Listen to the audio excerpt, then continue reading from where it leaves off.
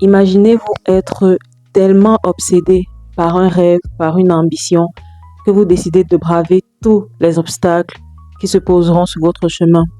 Que ce soit la mort ou la prison, vous ne lâchez rien et vous décidez de réaliser votre rêve. Maintenant, sortez de votre imagination parce que cette histoire, c'est l'histoire réelle de Francis Alain Xavier Ngannou que je vous raconte tout de suite. C'est parti. Francis Ngannou est né le 5 septembre 1986 à Bathie au Cameroun et il est élevé et grandi dans une extrême pauvreté, surtout après le divorce de ses parents. Il est alors contraint de travailler dans une mine de sable située dans sa ville natale pour pouvoir aider ses proches et subvenir à leurs besoins.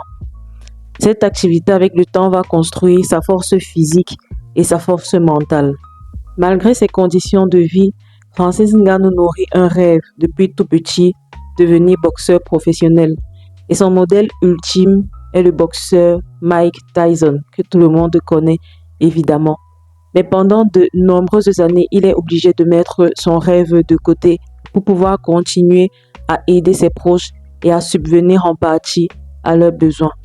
Mais à l'âge de 22 ans, il décide de prendre son courage à deux mains et de quitter la ville de Bathie pour se rendre à Douala dans le but de réaliser son rêve de devenir boxeur professionnel.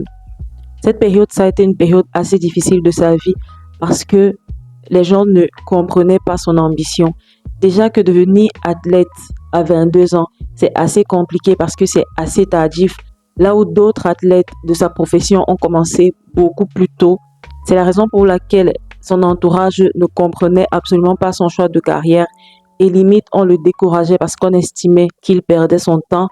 Et encore plus au Cameroun où réussir en tant que boxeur et encore à cet âge-là, c'était quasiment mission impossible. Et c'est pour toutes ces raisons qu'à 26 ans, il décide de quitter le Cameroun pour se rendre en Europe à la recherche d'opportunités beaucoup plus importantes et beaucoup plus grandes. Et c'est là que va commencer une odyssée incroyable pour Francis.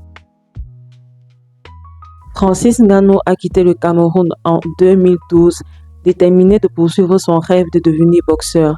Il a traversé plusieurs pays d'Afrique de l'Ouest et du Nord, souvent à pied ou dans des conditions extrêmement dangereuses. Arrivé au Maroc, il a tenté de rejoindre l'Europe, mais il s'est heurté aux dangers des réseaux de passeurs et aux conditions de vie inhumaines des camps de migrants. Comme si ça ne suffisait pas, il a dû affronter, comme de nombreux migrants qui essaient de quitter l'Afrique pour rejoindre l'Europe, les dangers de la mer Méditerranée et il a été arrêté à de nombreuses reprises. Finalement, après avoir atteint l'Espagne, Francis Ngannou a continué son voyage jusqu'en France. Arrivé en France, seul et sans argent, il a vécu pendant très longtemps comme un sans-abri dans les rues de Paris. Durant cette période, il est alors repéré par une association humanitaire nommée la Chorba qui décide de le recueillir au sein de l'association où il va souvent donner des coups de main, par exemple pour distribuer les repas aux personnes encore plus démunies que lui. Et là où on se rend compte que quand tu as un objectif et que tu te donnes les moyens de le réaliser, souvent la vie t'accompagne de manière un peu fortuite dans la réalisation de ce que tu veux faire. Parce que coup de chance pour Francis Ngannou, l'association qui décide de le recueillir compte dans ses alentours une salle d'arts martiaux, la MMA Factory. Francis espère alors pouvoir s'entraîner dans cette salle et le directeur de l'association décide de le présenter au président de la salle d'arts martiaux et au cofondateur de cette dernière, Fernand Lopez. Fernand Lopez est tellement impressionné par le gabarit de Ngannou qu'il décide de le prendre sous son aile et celui-ci réussit à s'entraîner dans cette salle gratuitement pendant un long moment. C'est ainsi qu'il va suivre des cours de MMA dans la MMA Factory pendant de nombreuses années, mais il va garder en tête son rêve de devenir boxeur.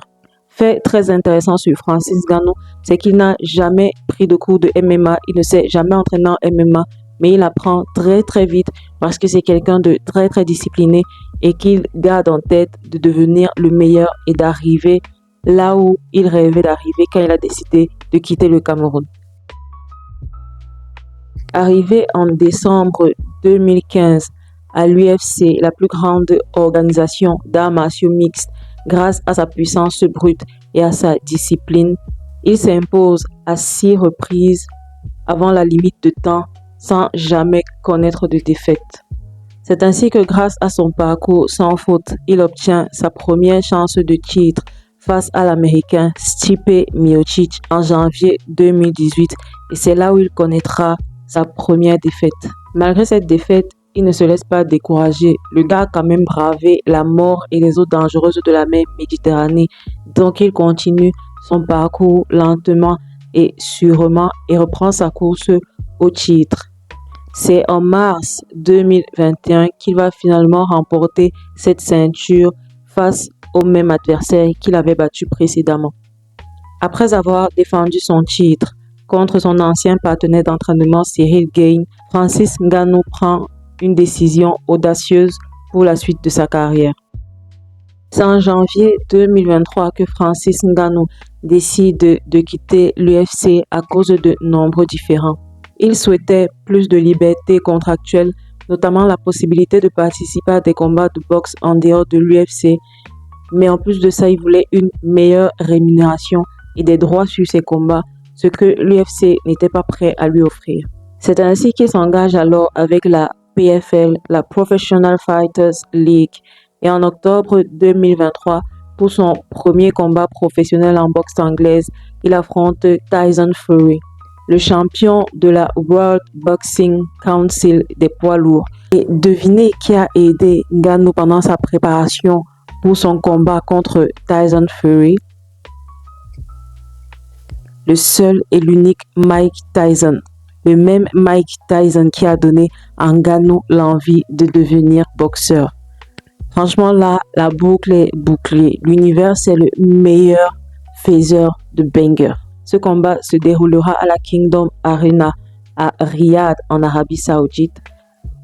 Malgré la défaite de Ngannou par décision, ce combat est resté gravé dans les annales et la performance de Ngannou a impressionné le monde entier. En octobre 2024, Francis Ngannou remporte son combat contre Renan Ferreira et devient alors le nouveau champion poids lourd de la Professional Fighters League. À la fin de son combat, il dédiera sa victoire à son fils Kobe, décédé en avril 2024. Francis Ngannou est aujourd'hui plus qu'un athlète. Il est devenu un symbole d'espoir pour des millions de personnes. Avec sa fondation, il aide de jeunes Camerounais à croire en leurs rêves, en construisant des gymnases et en investissant dans l'éducation. Est-ce qu'il y a un message inspirant à rajouter après ça? Absolument pas. Tout ce que Francis Ngannou avait, c'était un rêve, c'était un objectif. Il y a toujours cru, il a persisté. Quand il a été arrêté, il aurait pu rentrer chez lui et abandonner. Quand il était dans des camps de migrants, il aurait pu arrêter et rentrer chez lui. Quand il était sans abri à Paris, il aurait pu commencer à chercher un boulot de subsistance et abandonner ses rêves. Mais il a décidé de persister et de croire en lui.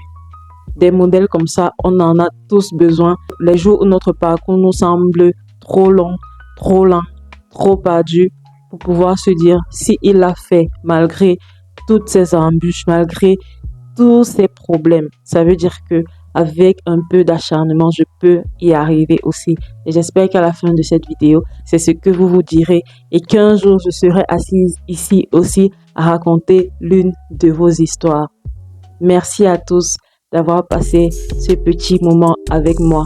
Prenez soin de vous, prenez soin de vos proches et on se dit à la prochaine vidéo.